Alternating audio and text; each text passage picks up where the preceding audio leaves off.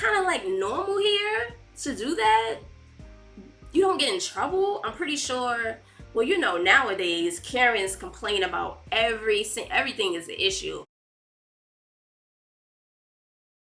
Hey fam,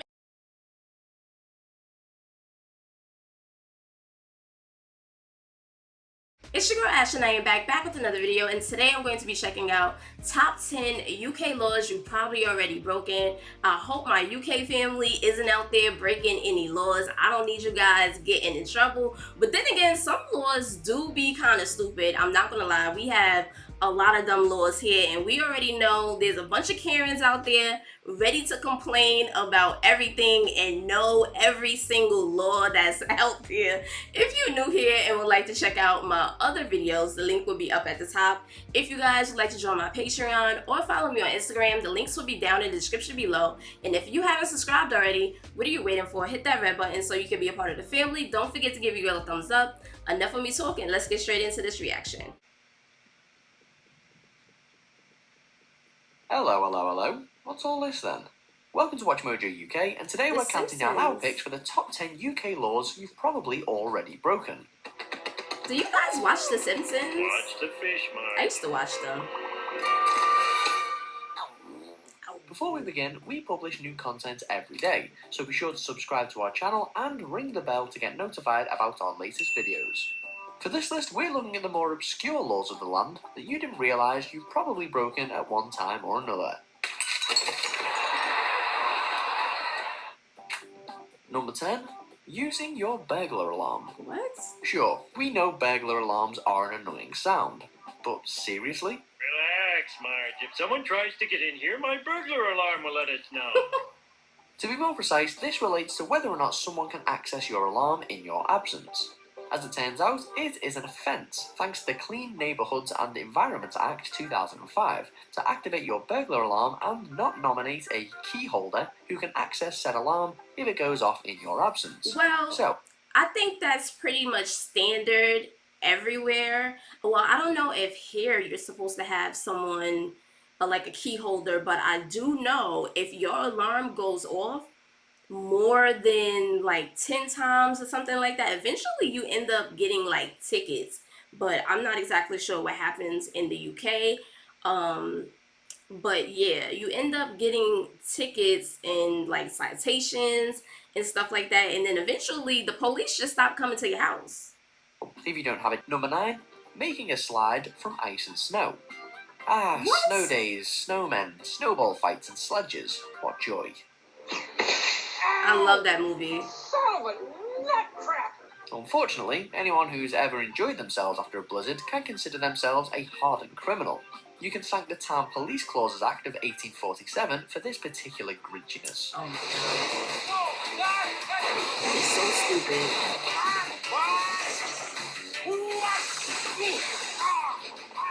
To be fair, it was only introduced to reduce unnecessary danger and obstructions in the streets. Well, but it's the fact that something so innocent is illegal. Oh, but then again, why would you have a snow pile in the middle of the street? Now, if you have it on your property, your estate, what you guys call it, if you have it on your estate, I don't think that should be illegal. But if you have it in the public and it's, you know, it's just in the way in the street and stuff like that, and cars have to go by, yes, that is a problem. But if it's on your estate, your property, I don't think that should be an issue. I don't think you should get in trouble. That's your property. It's private. Comment down below, let me know. And the same act also forbids flying kites and playing football in the street for the same reasons. I mean, so that's summer ruined as well.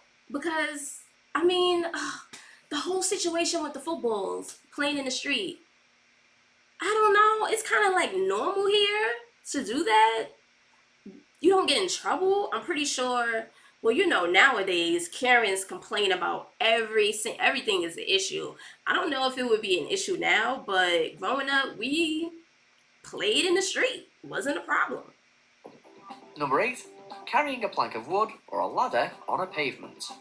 This law only applies to London, but Section 54 of the Metropolitan Police Act forbids the carrying of planks of wood or ladders on the pavement, unless you're unloading it from a vehicle.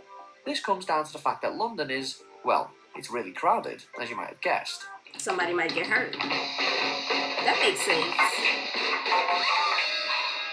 The same law also prohibits transporting tubs, casks, wheels, and hoops along the pavement. That makes sense. So, any builders hoping to get up to any Laurel and Hardy style shenanigans would do well to watch The Shawshank Redemption before contemplating a life of That makes crime. sense.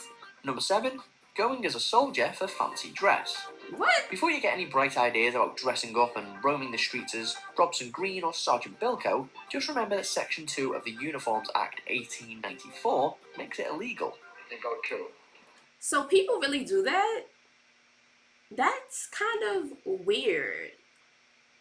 I'm pretty sure, I don't know, do you guys celebrate Halloween? Comment down below, let me know. I'm really not quite sure if you guys celebrate Halloween or not, but would that be an issue if you guys did celebrate Halloween and someone dressed up as like a soldier or officer? Would that be an issue?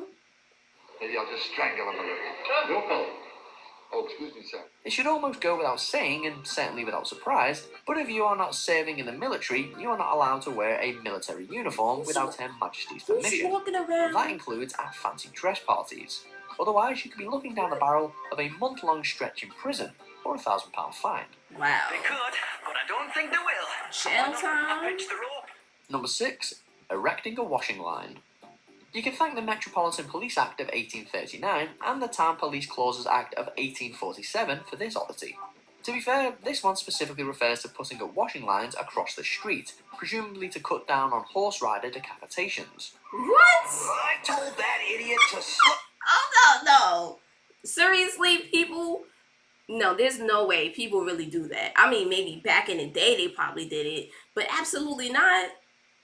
I don't think people do that. Maybe they did it back in the day, but I understand it's a law, but I don't think people actually do that. Ice my I don't sandwich. think so. I don't think so. Ow! Whilst it's unlikely anyone would do this, because at the very least it's a hassle, and at most you're exposing your tighty-whities and delicates to passing cars and lorries, it's worth bearing in mind unless you want to wind up in the clink. Number 5. Being drunk in a pub. It may sound counterintuitive, and it may rub rough against the very fabric of British society, but you'll need to cut down on those half shandies at lunchtime. Well, if you're not buying, What? you might as well shoot off. Beg your pardon? You heard me. Get him on, Pat. Now, technically, the Licensing Act of 1872 doesn't limit its jurisdiction to just the pub. It also extends to the highway or any other public place, but it does include it. And if enforced, it could result in a £200 fine. Obviously, it's difficult to distinguish between tipsy and drunk, but under the circumstances, you're probably the least qualified to make that distinction. So wait, you get a ticket. So, but wouldn't it be the bartender, the service fault for serving you that amount of drinks to get drunk? Why would you get in trouble? He's serving me the drinks. If he felt like I was too intoxicated, he should have stopped me, right? I don't know. That's just common sense to me. Number 4. Knocking on someone's front door and running away. Oh, Doorbell Knock, knock, Dixie. Ginger, the ding-dong ditch on Yeah. Nicky Nine Doors, call it what you will, it's a crime. What? It's so much fun. We used to do that all the time growing up. Knocking and banging on somebody's door and running. We used to call it Doorbell Dixie. That's what we used to call it. Oh my God. That was so much fun. Good luck trying to catch the people. That's right, if any Dennis the Menace wannabes fancy getting you out of your chair by hilariously ringing your doorbell and running away before you answer, you are legally obliged to rugby tackle them and perform a citizen's arrest. What? The 1839 Metropolitan Police Act outlawed this harmless bit of fun, and Oh my God. You can't be serious. You can't be serious, really?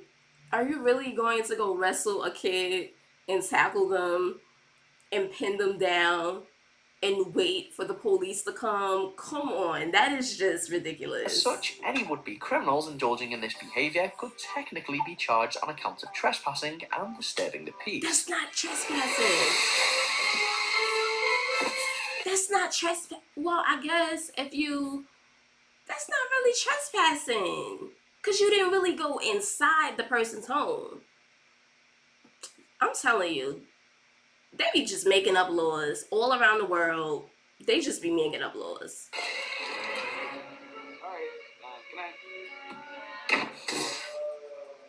Number 3, failing to carry a spare dog poo bag. Some people take their dogs seriously, like a child or human member of the That's family. true. Is there a bathroom around here? Oh, you need to go pee or poop? Poop. One poop removal? Wow, did I just go poop? You sure did, all digital. Others take your dog's dropping seriously and, understandably, expect you to keep their pavements and footpaths clear of dog eggs. In Northamptonshire's Daventry Council, for example, there is a potential fine of up to £100 for dog owners if they are caught without bags for their dog's mess. Well, This means that if you but I'm saying, what if your dog already had poops and you picked it up and you threw out the bag? Do you still have to walk around with the poop bag if your dog already pooped? What happens when your dog peed?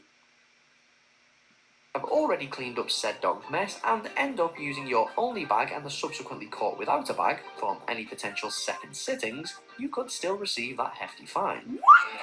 Oh, God, no. Bruh. Come on, man. You can't be serious. Number 2, singing bawdy songs in the street. Afraid it's the old Metropolitan Police Act of 1839 again, in all its nitpicky glory. They just don't like the idea of you having fun, do they? Now, see, I do not like this because the other day, not the other day, but last month, it was this family that was at Target, like not Target, but a shopping center, and they were playing music. Like the little boy, he was playing music, trying to raise money for school and doing a wonderful job just playing. I think it was probably like a violin or something like that, killing it. Okay, they called the cops. The Karens called the cops on the boy and his family, and yeah, the cops made them pack up and leave. And I was like, why do they have to leave? They're not doing anything. They was providing great content as far as the music. It was just drums. Not, I don't know, they had drums, but they weren't using it. It was a violin and it was something else. He wasn't even singing. He was just going like this, and he had his little brother. I don't know what his little brother had, but yeah, they called the cops on them and made them leave. I felt so bad. I felt so bad. It was just like, and I said to the police, I said, well, why do they have to leave? The music is wonderful, but people complain. Singing in the rain, just singing in the rain. To be fair, it's often understandable, particularly when things are getting especially raucous and antisocial. Whilst the pub landlord might well be responsible for how drunk you get on his premises, on the streets, you're on your own. And if you're caught squawking bawdy ballads, you could be nicked.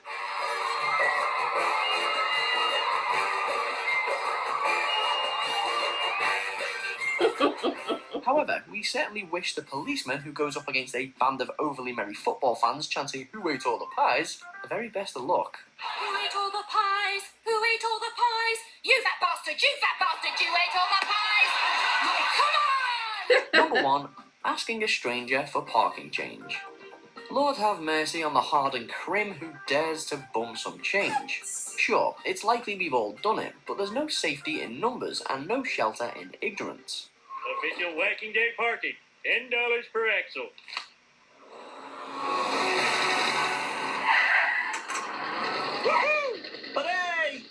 But oh no, it's not just bumming a spare 50p. Technically, even asking a stranger if they can break a note into change could see you in violation of the Vagrancy Act of... Oh my gosh, this is what I mean about stupid laws. That is any way to try to get taxpayers' money, to try anyway, and that's just inevitable.